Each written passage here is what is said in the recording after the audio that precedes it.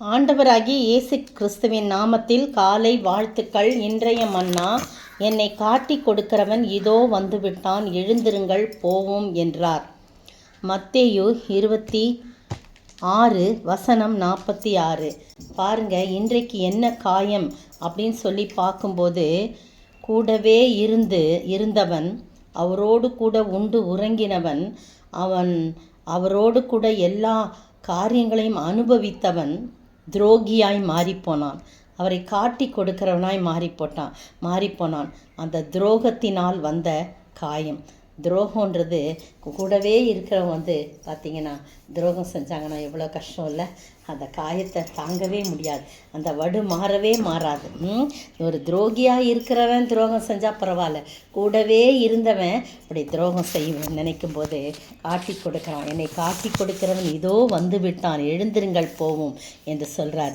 அவர் கெத்சமனே தோட்டத்தில் சீஷர்களோடு கூட ஜெபம் பண்ணி கொண்டிருந்த வேளையில் அவர் சொல்கிறார், இதோ மனுஷகுமாரன் பாவிகளுடைய கைகளில் ஒப்பு கொடுக்கப்படும் வேளை வந்தது, என்னை காட்டி கொடுக்கிறவன் இதோ வந்து விட்டான், எழுந்திருங்கள் போவோம் என்று அவங்களெல்லாம் கூப்பிடுறாரு. அவர் அப்படி பேசி கொண்டிருக்கலையே 12 ஒருவனாகிய யூதாஸ் வரான். அவனோடு கூட பிரதான ஆசாரிகள், ஜனத்தின் மூப்பர்கள், அனுப்பின திரளான ஜனங்கள், அப்புறம் பார்த்திங்கன்னா பட்டயங்களையும் தடிகளையும் பிடித்து கொண்டு வராங்க. அப்போ அவரை காட்டி கொடுக்குறவன் சொல்கிறான், நான் எல்லாம் ஒரே மாதிரி இருப்பாங்களா? நீ எல்லாம் அங்கி போட்டு, அதனால் இருட்டு நேரம் நான் எவனை முத்தம் செய்கிறேனோ அவன்தான் அவனை பிடித்து கொள்ளுங்கள் என்று அவர்களுக்கு அடையாளம் சொல்லியிருந்தான் யூதாஸ் காரியத்து.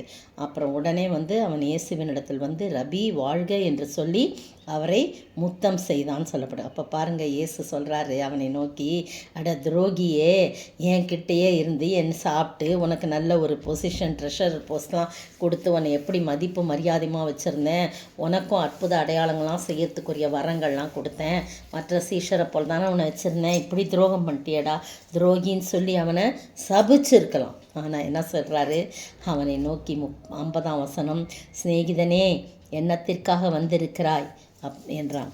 அப்பொழுது அவர்கள் கிட்ட இயேசுவின் மேல் கை போட்டு அவரை பிடித்து கொண்டான். இன்னொரு இடத்துல பார்த்தீங்கன்னா, சிநேகிதனே முத்தத்தினாலா என்னை காட்டி கொடுக்கிறாய்.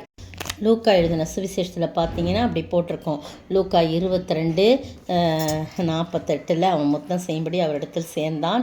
இயேசு அவனை நோக்கி, யூதாசே, முத்தத்தினாலேயா மனுஷகுமாரனை காட்டி கொடுக்கிறாய் என்றார் என்று சொல்லும்போது எவ்வளோ ஒரு வேதனையின் குரல், எப்படி காயப்பட்டிருக்கோம் அவர் உள்ளமும் மனமும் எல்லாமே காயப்பட்டிருக்கோம். அவர் வேதனையோடு கூட அந்த வார்த்தையை சொல்கிறத பார்க்குறோம். அப்போ சிநேகிதனேன்னு வேற கூப்பிடுறார். எவ்வளவு அன்புள்ள ஆண்டவர் பார்த்தீங்களா? அவர் காயப்பட்டிருந்தாலும் அவரை சிநேகிதனே என்று சொல்கிறார். சத்ருவையும் நேசிக்கக்கூடிய ஒரு அன்பு அவரிடத்துலேருந்து, நாம் அவரிடத்துலேருந்து கற்றுக்கொள்ளக்கூடிய பாடங்கள் நிறைய இருக்குது. அவரிடத்துலேருந்து இந்த மன்னிக்கிற குணம், துரோகிகளை நேசிக்கிற குணம், அவங்களுக்கு நன்மை செய்கிற குணம், எல்லாவற்றையும் மன்னிக்கிற குணம், அதெல்லாம் சிலுவையில் நம்ம அவர்கிட்ட சிலுவை பாடுகளில் அவர்கிட்ட நாம் கற்றுக்கொள்ள வேண்டியது. பிரியமானவர்களே, கடைசி நாளாகி இந்த நாள், இந்த மாதம் முழுவதும் காயங்களை குறித்து நாம் தியானித்தோம். இன்றைக்கு ஒரு துரோகியாய், சிநேகிதனாய் இருந்தவன் துரோகியாய் மாறி போய் இயேசுவை காட்டி கொடுத்தான். அதுவும் பாருங்கள், முத்தத்தினால போய் காட்டி கொடுக்குறான். நயவஞ்சகமாக பேசி எத்தனையோ பேர் நமக்கு அப்படி காயப்படுத்தியிருப்பாங்க. ஆனாலும் கூட இயேசுவை போல மன்னித்து அவர்களையும் சிநேகிதர்களாக பாவிக்கும் போது அவர்களும் உணர்ந்து கொள்வார்கள். அவன் உணர்ந்தான். அப்புறம்தான் போய், ஐயோ குற்றமில்லாத ரத்தத்தை நான் காட்டி கொடுத்து விட்டேன்னு சொல்லி அவங்ககிட்டலாம் போய் சொல்லி அந்த காசெல்லாம், வாங்கின காசை திருப்பி கொடுக்கும்போது அது உன்பாடு என்று சொன்ன உடனே அவன் அந்த காசை தூக்கி எரிஞ்சிட்டு என்ன செய்கிறான், தேவாலயத்துக்கு எரிஞ்சிட்டு அவன் ஆண்டு கொண்டு செத்தான்னு சொல்லி ஆண்டவர்கிட்டயே வந்திருக்கலாம் இல்லையா? அவன் ஆண்டவர்கிட்டே ஆண்டவரே நான் தப்பு செஞ்சுட்டேன், என்னை மன்னிங்கன்னு சொல்லி வந்திருக்கலாம்.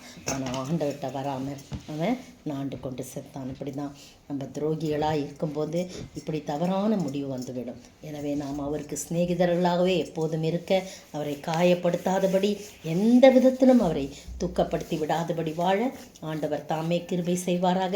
இந்த மாதம் முழுவதும் நம்மோடு கூட நடை போட்டு வந்த தேவன் புதிய மாத்திலும் நம்மோடு கூட இருந்து நம்மை வழிநடத்த ஆண்டவர் தாமே கிருபை செய்வாராக. ஆமென்.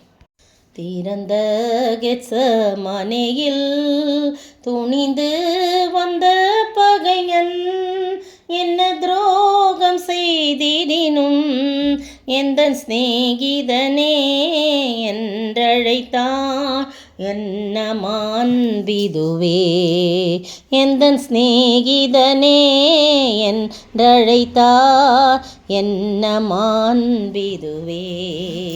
கர்த்தர் துயதொனியாய் கதறி முகங் கவிழ்ந்தே இருள் சூழ்ந்த தோட்டத்திலே இதயம் நொறுங்கி ஜெபித்தா.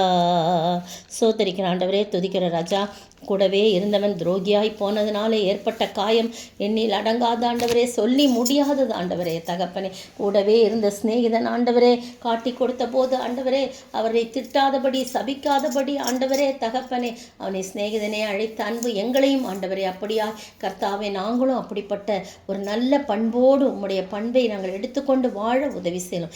எந்த விதத்திலும் நாங்களும் காயப்படுத்தி விடாதபடி உமக்கு துரோகம் செய்யாதபடி இருக்க உதவி செய்கிறார். இயேசுவின் நாமத்தில் செபிக்கிறேன் பிதாவே, ஆமேன். நேற்றைய பதில். லேவியின் தகப்பன் அல்பேயு. அவன் இருந்த இடம் ஆயத்துறை. மார்க்கு 2:14. கேள்வி: மனுஷகுமாரன் எதற்கும் ஆண்டவராய் இருக்கிறார்?